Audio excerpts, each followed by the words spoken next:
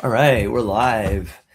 What's up, everyone? My name is Sunny Ray. This is the Sunny Ray Show. Today, I'm joined by Jason Hagen. Am I pronouncing it right? Haugen, yep. Haugen. Okay, all right. Jason, kick us off. Maybe a sentence or two about Black Jet Ventures, and like I said, happy to just get this conversation kicked off. And thank you so much for having me on. I'm really, really excited about this. So Blockchain Ventures is a group that a partner, co-founder of mine, his name is Vince McCollum. We founded about a year and a half ago. It was kind of after I had an exit in the RV industry and kind of trying to figure out what I was going to do. Him and I got together and ended up buying, a few different companies. I think we have about 7 companies now. And that's what we do. We just operate these businesses. Very cool. So Jason, you grew up in Utah in an entrepreneurial family. So, I guess my first question was going to be, what was that like as a kid watching your parents build businesses? I was crazy. I had the most insane, like unique childhood. Like I'm very, very blessed, very, very grateful for everything they did for me. And I would say us because I have a twin. Then I have an older brother, older sister. We're the babies of the family. But it was wild. Like we had a plane growing up. We had all kinds of cool stuff. But I think the unique part about that is my mom and dad made us earn seats on the plane, and we never really got to fly on it because they used it for business and business purposes really only.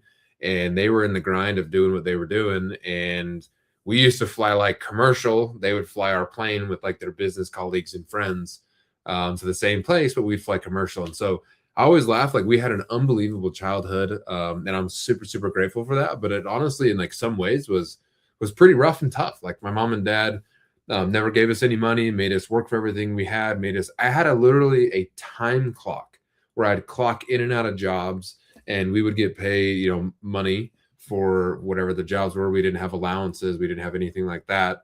My mom used to put it on a check register how much money we had, and then would, if you wanted a candy bar at Walmart, hey, no sweat, that's coming out of your check, that's coming out of your account, it's not coming out of my account. Like she wouldn't say no because we're paying for it for ourselves, right? So it was a very unique childhood, but the thing that they taught us a lot is just they like hustle. Like my mom and dad, like again, like they are so against, I guess, like what the entrepreneurial spirit is in the current, day. But like they didn't take a vacation, a family vacation that had nothing to do with business for almost 17 years after they started their company. Now we traveled the world because they had business in 32 countries, and they were doing all kinds of different cool things. But it had nothing to do with family vacation. It was hey, this is for business. Like I've been to Hawaii a bunch of times. Like I went with my mom and dad, now that they're retired. But previous to that, I had been there a bunch of times. I had never seen my parents because they were doing their thing, and we were at the same hotel. We were in a different room. They were there. I knew, but we never really saw them. So they were grinders, but they taught us to work really, really hard for what we have. You said that you got straight A's growing up, right? So were you always like competitive, or was that something that your parents also instilled in you? I think they instilled it in me, but like I am so competitive, and my family just hates it because I won't lose at anything. Like even if it's losing, like I'll lose better than anybody else. But yeah, I just like there's a thing that's in me of just if I'm gonna do something, I want to do it the best, and sometimes that's good, and sometimes that's bad. But I have like there's also like this weird thing of like I have this weird thing in my brain that's like a respect thing. And I almost felt like if I got bad grades, I was like disrespecting the teacher. Now, I don't know where I got that from. I don't know, like, I don't know, but like I always sat front, like up in the class. Like I never, like I was goofing off sometimes here and there, but like I just really wanted to pay attention to what they were doing. And, I wanted to learn everything I could. And if I'm going to do something, I want to be the best at it. So I'm going to learn everything, and I'm going to get A's. And I pretty much got a 4.0 my whole entire life. I think there was maybe a couple of years in high school I got like an A minus or something. But I took everything so serious, and that's like I take still to this day. Like I'm extreme at everything that I do, and Again, good and bad, but that's, that was me kind of growing up. There's also a quote from you where you said, I didn't want to be known as Randy Hagen's son. I wanted to be Jason Hagen. So I guess when did that hit you?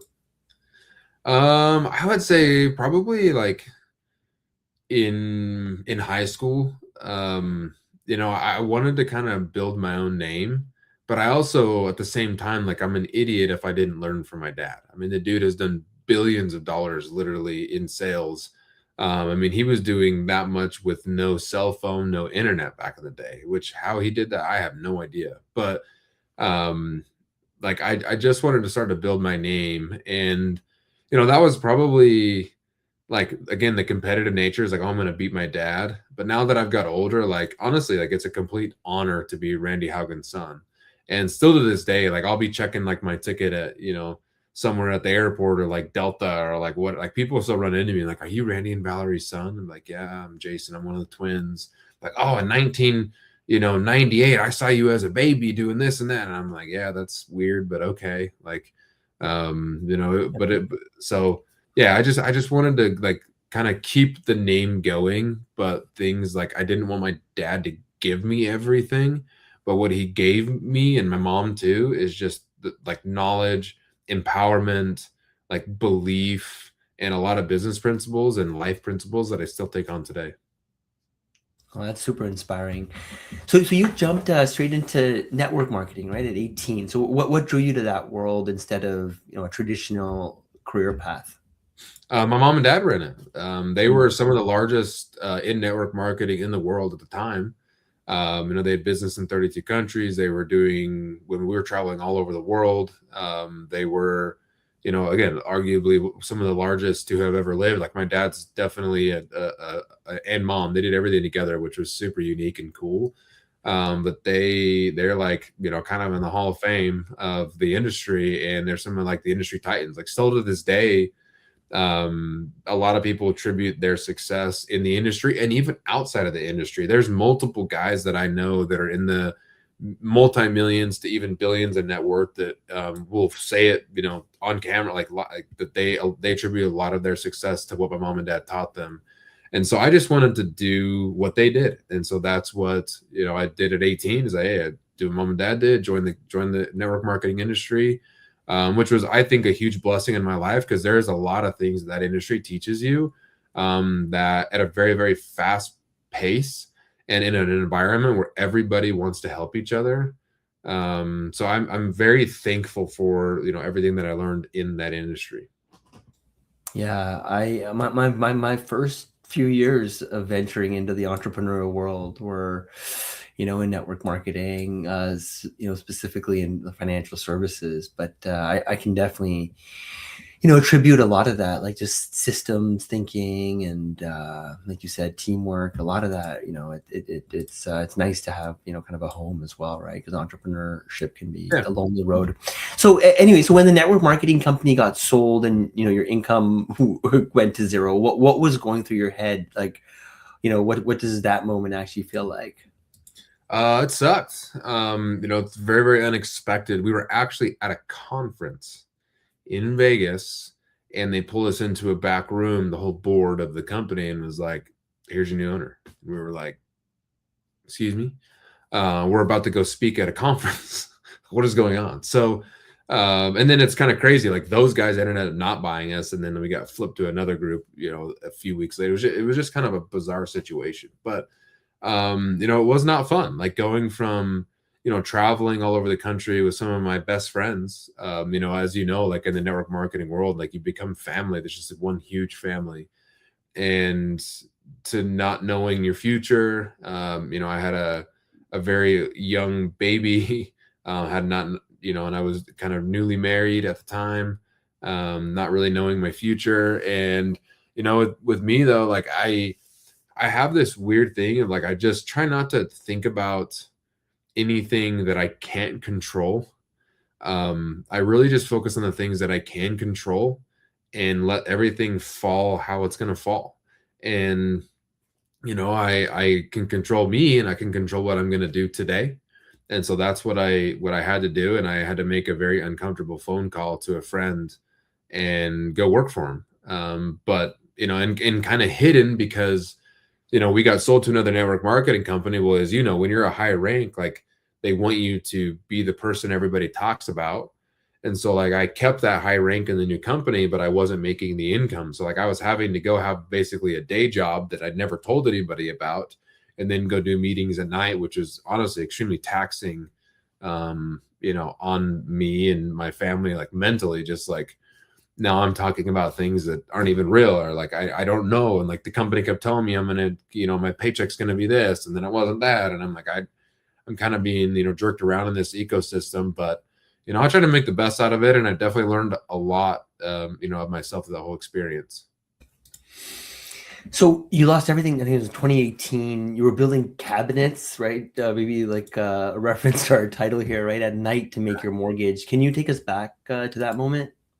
It was pretty crazy. I'm very fortunate that I have one of the greatest human beings, in my life. He's my best friend in the whole wide world, and his name's Deuce.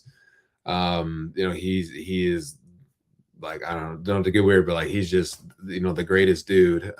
He opened up a cabinet shop and was doing construction, and so I had to make a call of like, dude, do you have anything? Can I come clean job sites? Can I come clean your store? Can I come do something? Like I just need to make my mortgage. I need to just pay these bills. And at the time, like it wasn't a ton because we were very like smart with our expenses. We didn't over leverage ourselves, but still had bills to pay, right? And so he's like, yeah, bro, I got you. Like, I don't know what I have for you, because he's just like a one-man show, but it's like, we'll figure something out. And so, ended up sweeping his floors, and then graduated to building cabinets. And then I graduated from building cabinets to installing, and like then helping even design kitchens, and then sales. And like, we just kind of grew this company together, not even purposely and with no intention. Like we had no business plan. We had nothing. We're just like spinning it as fast as we possibly could. And it ended up growing into what it is now. Is he has a very successful large construction company. We built that company, and it was doing very, very well. We were doing maybe 5 to 10 kitchens a month with, at that time, with 2 guys. Like that's great. And then I had a very unique call from my dad, that was like, hey, I got approached by a gentleman that wants to sell us our RV dealer, or his RV dealership. I don't want to buy it, but is it something you would want to do? And I'm like, yeah, maybe. Like, and I was like, I kind of at the time was like, Dad, I'd love to work with you, because you know so much in business. Let's do something together. And at the time, he didn't know that I was doing construction, because I was too embarrassed to let anybody know that I was, you know, working at night and sweeping floors, and then literally going to the gym and taking a shower at the gym. And like, it's crazy. But then that's kind of the start of the RV world. And then I ended up leaving everything to my buddy.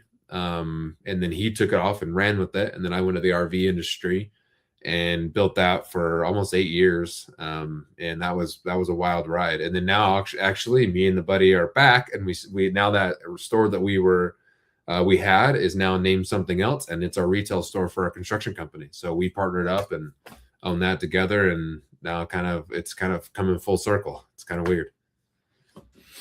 Crazy. Yeah. So you walked into that dealership, what, like as I guess a 24, 25-year-old salesperson with zero RV experience. How did like people react to you?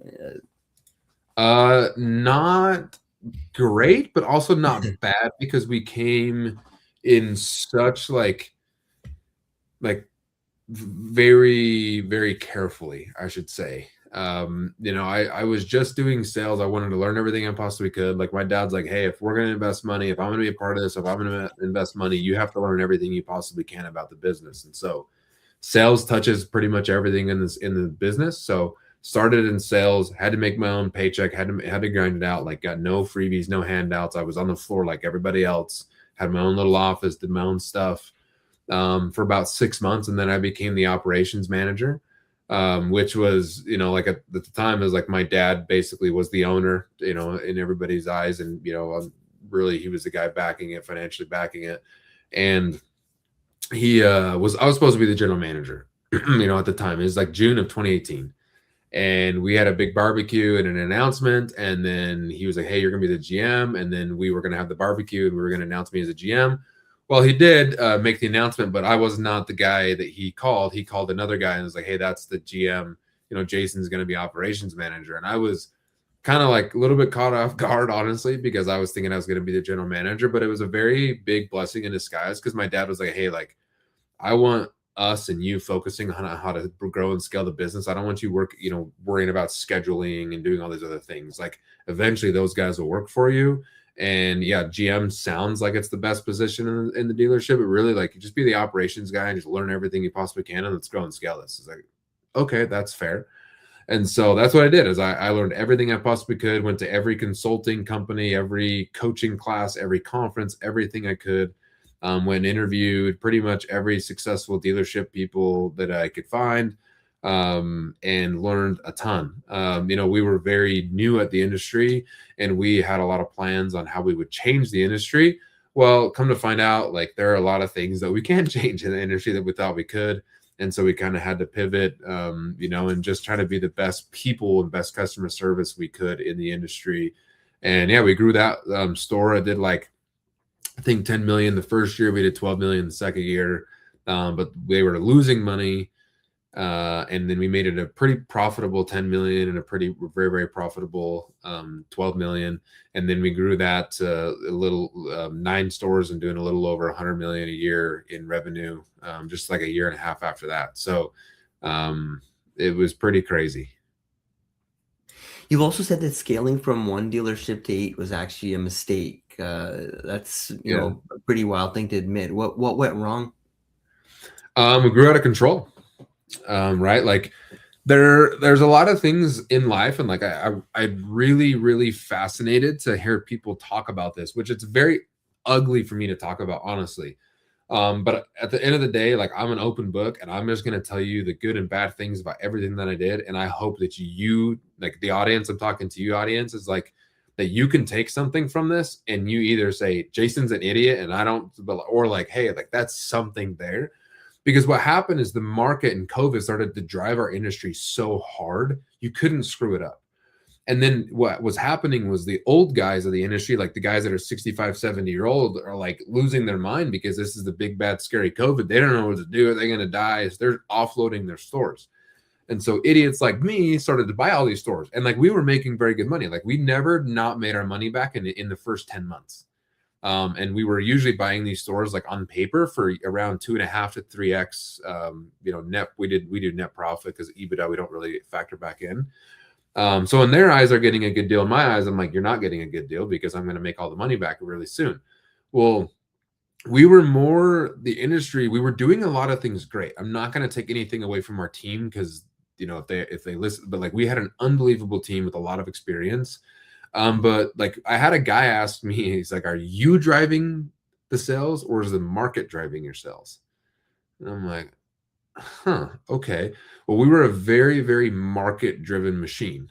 And when that machine, the market got really soft, we had some systems and processes that all of a sudden now became I would say lack of systems and processes became very prevalent and huge.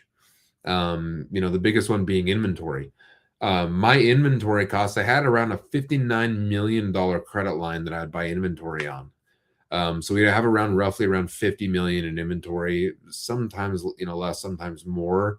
It kind of fluctuated in the season, right? Well, you have to pay interest on that. Well, in the good times when interest was, 3.25%, that's great, but it jumped up to almost 11% in less than 90 days. And so now my bearing costs went to around $800,000, well, around 650,000, 700,000 a month in interest. And then all of a sudden, as the inventory started to age, you have to pay the principal payments, which we call curtailments, which is sometimes between 2% and 8% a month. And so now that was $1.5 million a month. So now we're flipped our cash flow upside down around 2.5 million plus all of our other expenses. Like it just got a little bit out of control. And having those 9 stores, made it way bigger than that should have been. And I wish, like in my brain now, I wish we would have went deeper in the stores in Utah because we were actually the most profitable we ever were with 3 stores. I made almost like 2 times more money having those 3 stores than I ever did 9. And in my brain, growth, this stupid word growth, was buying more stores instead of being like, you know what, I'm going to make our stores, a $10 million store, a $15 million store to a $20 million store instead of like, oh, I'll just go buy another store. Don't really worry about it. Well, as you buy more stores, you have more leverage out there. You have more exposure. You have more risk. You have another lease payment. You have more employees. Like you have all these different things. But it's lessons that I had to learn. Yeah, in fact, that was going to be my next question was around, what would you tell yourself? But I think you just kind of answered it. So let's switch gears. So now you've launched Black Jet Ventures. What made you decide to go from running dealerships to private equity? It kind of just happened. A lot of people knew my history and knew that I ran, businesses and did a lot of different things. I was speaking on stages. I had have a podcast called Culture Camp and was speaking all over, trying to really figure out what I wanted to do. As the dealerships kind of exited at the end of October of 2024, I really had no idea what I was going to do. I know that I was going to do this construction company with a buddy, and which is actually outside of that store, and a couple of my retail stores are outside of Black Jet Ventures. But like I knew I was going to do that with this buddy. I don't really know how big it was going to be. But my mind is like, I'm trying to chase, similar income because, income at $100 million a year in revenue was, it didn't suck, So I'm like, I'd like to get back there at one time. And so I'm trying to figure out what I was going to do. And then, opened up that retail store, that construction company. I have also a liquidation company that I own with a couple other guys, which is again outside of Black Jet Ventures, and just really trying to figure out what I was going to do. And then I met Vince at a golf retreat. It was actually October of 2024, and I was like, I'm about to sell the company. Like I really don't know what I'm going to do, or I'm leaving, whatever. And him and I kind of just really clicked on culture. And then we really just wanted to, there's a couple opportunities to buy some businesses, with one of them being a golf company. So we're like, hey, let's buy this golf company, and we can do X, Y, Z. And then the next thing was like a store in the mall. And then we had some consulting, and then our marketing agency, Iconic Marketing, and then now a data company. And we just kind of slowly grew it. And like we say private equity, but it's more of like almost like a family office because it's all just self-funded right now. We've had a lot of people reach out to us and ask us if they can invest, but honestly, like again, this is just me being open. I don't know what to do with other people's money, and it scares me, right? Like I get nervous about that, and so a lot of it's just been, or all of it's just been self-funded by Vince and I. But it's kind of just grown into like this Black Jet Ventures brand, and then now we actually get pitched ideas in businesses all the time, and we do want to grow it. But I also get like the PTSD from growing the businesses too big, too wide. I even think like at the time we've had accounting offices, we've had like so many different things that we've had to like shed to just really focus in on like our core competency, which is marketing and data. Like right now, that's what I really want to focus on, and so that's kind of what we're doing, today. So you've also said that fractional C-suite leadership is broken, right? It's overpriced, non-scalable, it's a band-aid. So how are you guys doing that differently? Or are you still doing it? Yeah. So like Content Marketing and Black Jet Ventures, like that's what we do is we can either come in, and do a lot of consulting, as far as a C-suite and fractional C-suite, executives or board members, and kind of go through, a lot of the playbooks that I still have from everything that I did with the previous businesses. And, it is broken. Like I think that people, fractional C-suite should be fractional, right? And like a lot of these guys want these insane salaries and insane, consulting fees and all that, because a lot of them kind of treat it as like their main thing, right? When like at the end of the day, like all I want to do is help people, and help give them answers that, or have them think differently, or give them something that where they don't have to make the same mistakes as I did. Right. Like I felt like for a long time I was kind of completely on my own and just learning, which is great. But like at the end of the day, like, I don't know, I'm the guy that's like, I'm going into the store and I'm going straight to the employee asking them where my item is. So I can just go grab the item and just leave. right? Like I'm not sitting here trying to wander around Walmart or Target trying to figure out what's going on. And so I kind of view that as like let's just help each other, help the business. And a lot of times it's, we do have some guys that are on like retainer for a very long time, but sometimes it's just going in for a few months and just, consulting and helping and just be like, no, like you don't need us for, forever. And so, and then on the like the marketing side, like that's Vince's superpower. And then also I ran all the marketing for all the businesses, and like I'm Google certified and all that stuff. Like, to ask me why I did, I don't know, but I just felt like I needed to at the time. But I like with marketing, like there's a lot of misconceptions in marketing. And I feel like a lot of people right now are throwing a little bit too much mud at the wall. They're not doing it intentionally. Like, they're just kind of doing whatever. And so that's why we bought the data company and acquired that, is because we were able to use data to more effectively market to individuals, whether that be retargeting or just building campaigns in itself. Because we follow around 300 million people with 1.9 trillion buying intentions about every 24 hours is what we're monitoring out in the world between cookies, footprint, and it's all SOC compliant. Everybody asked me that. But then we really hone in on audiences. Because right now, like a lot of the Meta, a lot of Google is really focusing on AI, which is great. You and I just having a great conversation about that. But what we want to do is we want to feed it like your audience now. And Meta kind of took that away from us a little bit. So, and then also like lead lists, our data is scrubbed every 24 hours, and it's never older than 30 days. And so a lot of people like to be able to use that to either outbound sales or then to create audiences and market to their clients. So you've also worked with brands like Home Depot, eBay, and all these like big companies, right? So I guess what's the common thread in what these companies are missing when they come to you? A lot of it's been on the e-commerce side, and that's through one of our partners. He's worked with some of the largest brands, and Vince, out there marketing, building e-commerce. Like they've done some crazy stuff with those brands.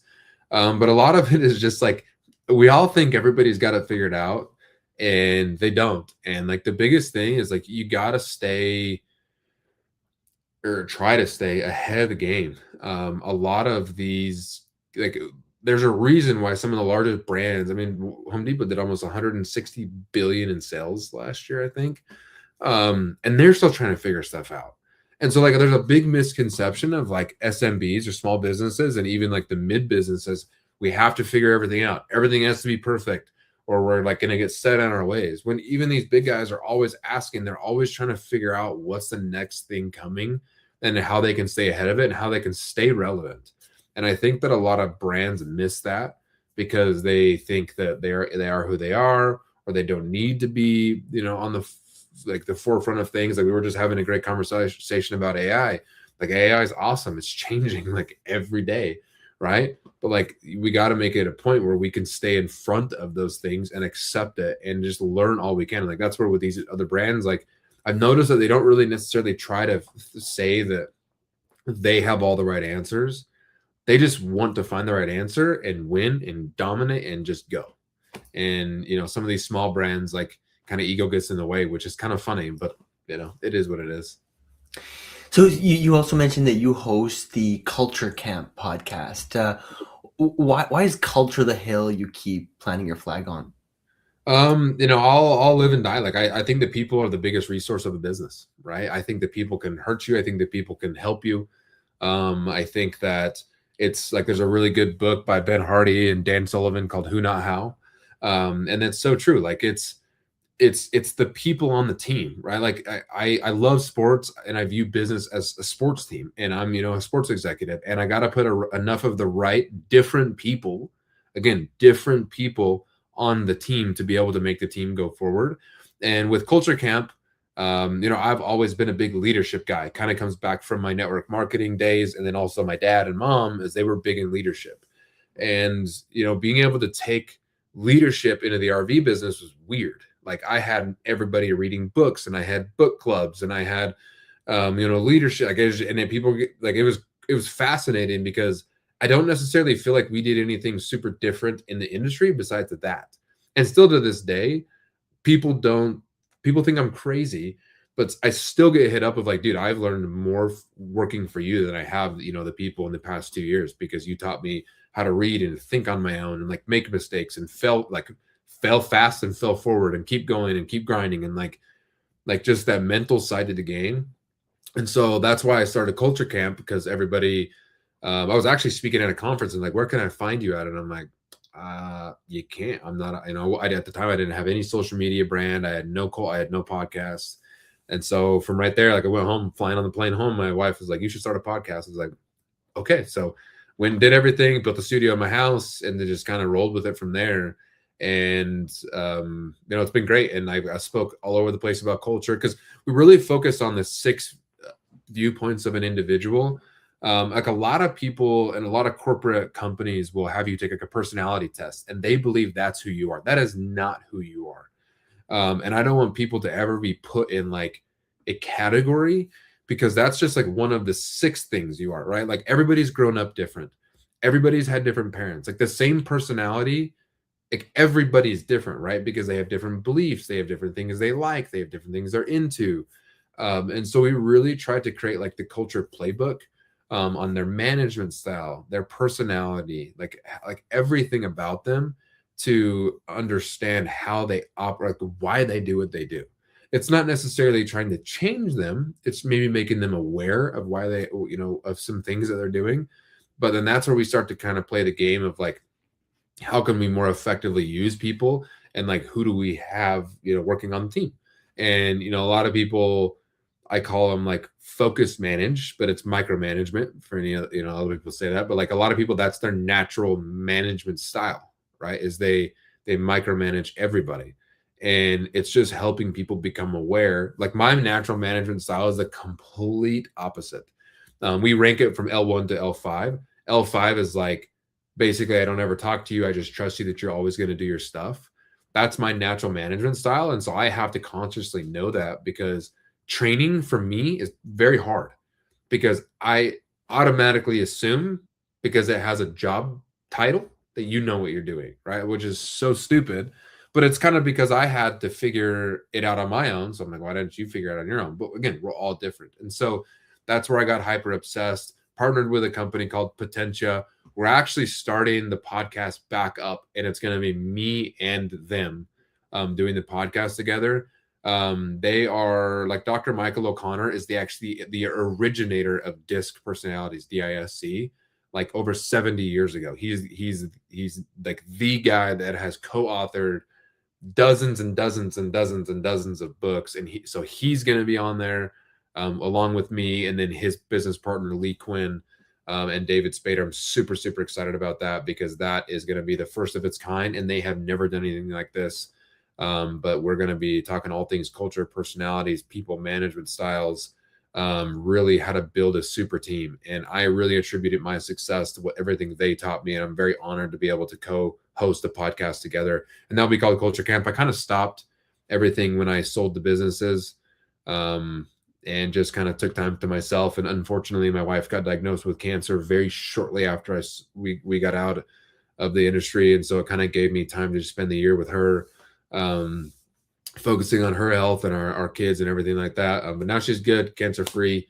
And now I'm ready to start things back up. And like, I have a huge motivation to just get it back. And like, I've had so many people reach out to me saying that like my podcasts and my consulting helped them. And so I'm excited to get that going again. Oh, I love to hear that. You've got this philosophy. Your business is not a pyramid. So it's a round table, right? So can you break that down for someone? I probably said that wrong. Your business is not a pyramid. No. It's a round table. So I was trying to figure that out this morning when I read it. Like, what did that mean? Yeah. So like, I always viewed everything as, again, like my whole goal, because I am all about a duplicatable system. If you're at the top and all you ever have is the answer and everything has to revolve around you, you have just made yourself a miserable entrepreneurial job. And a lot of people, when they get into entrepreneurship, they're like, oh, I never sleep. I never do this. I never do that, because everything is at the top of the pyramid coming to you, right? It's all flowing up. And so what I chose to do is I was like, everything's going to be a round table discussion. Everything's going to be a war room. Our boardroom's not going to be a long table. It's going to be a round table, because I want to just find the right answer. And I don't want, personally, actually, like, I don't want the right answer, because then everything's got to revolve around me. And so I created a more collaborative environment where people felt like they had a seat at the table, where we're all quote unquote equal, because we're just trying to solve the problem. I don't care if it comes from the inventory manager, my marketing person, or my president and COO. Who cares? We're just trying to find the right answer and move the organization forward.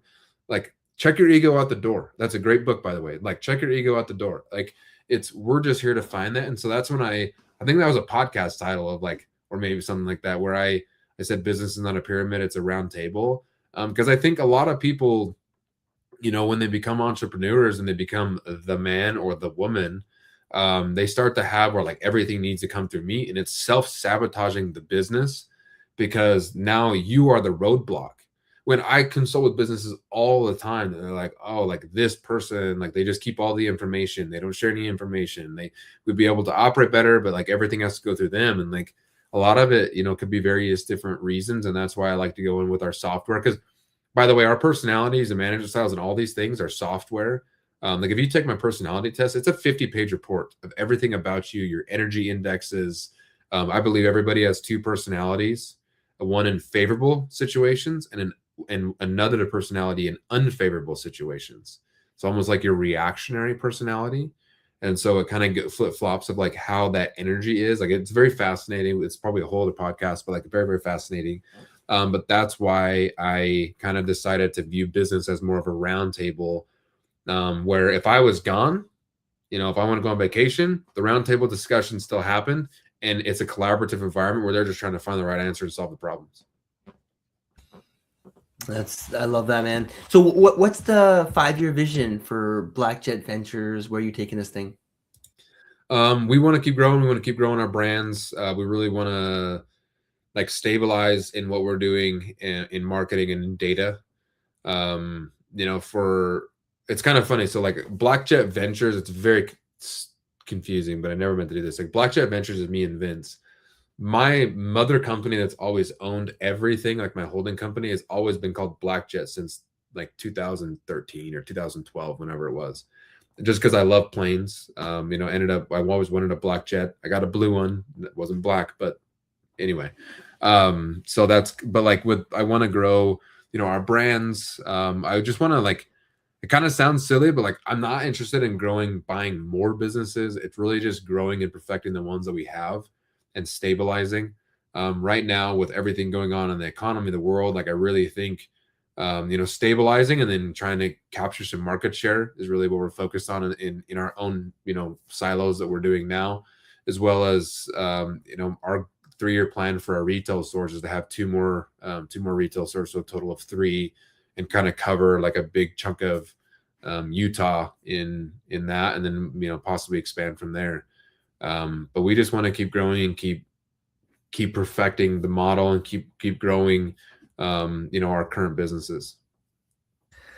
Cool, Jason. Well, you've been really kind. I mean, this is about almost twice as long as my normal episode, but I just found the story really compelling and just inspiring. So thanks for coming on, man. I really appreciate it. Where do people learn more about Black Jet? Where do they learn more about you, and how do they kind of follow your thoughts and all that kind of stuff? Yeah.